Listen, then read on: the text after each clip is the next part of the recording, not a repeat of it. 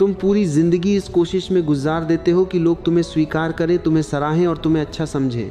तुम्हारे हर कदम, हर फैसले और हर मुस्कान के पीछे कहीं ना कहीं एक डर छुपा रहता है कि लोग क्या सोचेंगे।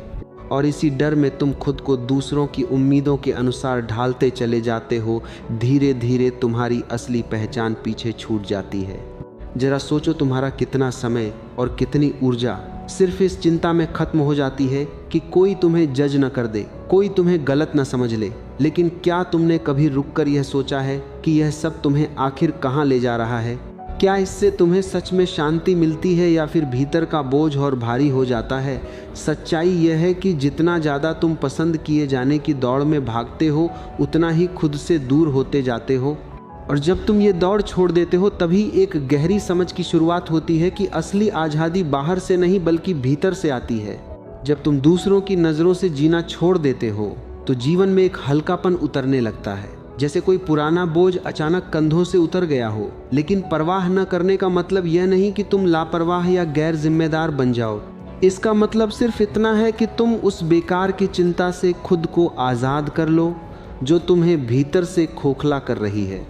जैसे हर किसी को खुश करने की मजबूरी, हर किसी की उम्मीद पर खरा उतरने की कोशिश और हर गलती को छुपाने का दबाव। कितनी बार तुमने अपने दिल की बात सिर्फ इसलिए दबा दी क्योंकि लगा लोग क्या कहेंगे?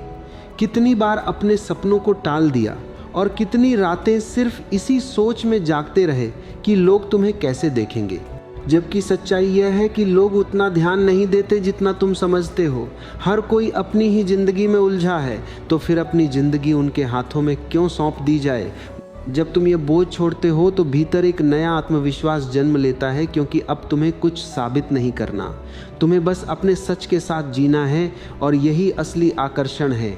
लोग उसी ओर खींचते हैं जो अपने आप को पूरी तरह स्वीकार करता है, बिना नकाब, बिना दिखावे के, क्योंकि नकलीपन थका देता है और असलीपन सुकून देता है। जैसे ही तुम यह स्वीकार कर लेते हो कि तुम परफेक्ट नहीं हो और यही तुम्हारी खूबसूरती है, जीवन का तनाव अपने आप हल्का होने लगता है।